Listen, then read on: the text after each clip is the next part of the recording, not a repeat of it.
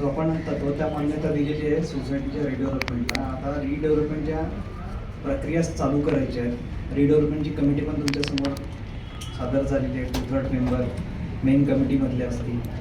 त्याच्या व्यतिरिक्त subject matter expertise, वेगवेगळ्या टाईपचे कन्सल्टंट एक्सपर्टीज यांच्यासोबत कोऑर्डिनेट करण्यासाठी काही जणांची नावं ऑलरेडी डिसायडेड झालेली आहे. आता यानुसार आता आपल्याला प्रक्रिया चालू करायची आहे. त्यासाठी मी प्रस्ताव मांडत आहे. सो प्रस्ताव क्रमांक 4, पुनर्विकास प्रक्रिया सुरू करण्याचे अधिकार प्रदान करण्याबाबत.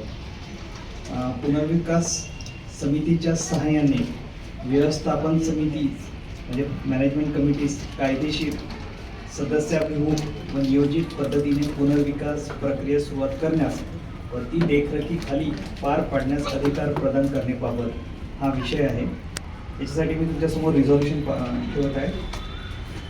रिझॉल्युशन हा आहे की विषय पुनर्विकास प्रक्रिया सुरू करण्यासाठी व्यवस्थापन समितीस अधिकार प्रदान करण्याबाबत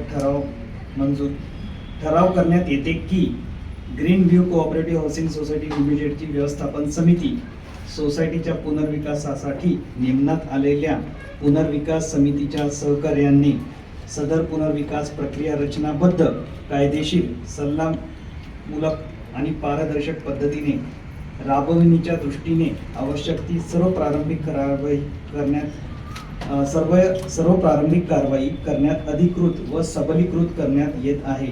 पुढे ठरवण्यात येते की व्यवस्थापन समितीने आवश्यक व्यावसायिक सल्ले घेणे, आवश्यक कागदपत्रांची पूर्तता करणे व पुनर्विकास प्रक्रियेत प्रत्येक टप्प्यावर सभासदांना आवश्यक माहिती व सहभागी करण्याची दक्षता घ्यावी. रिझॉल्युशन झालेलं आहे. याच्या रिझॉल्युशनसाठी अनुमोदन देतोय. कोण अनुमोदन देण्यास इच्छुक आहे?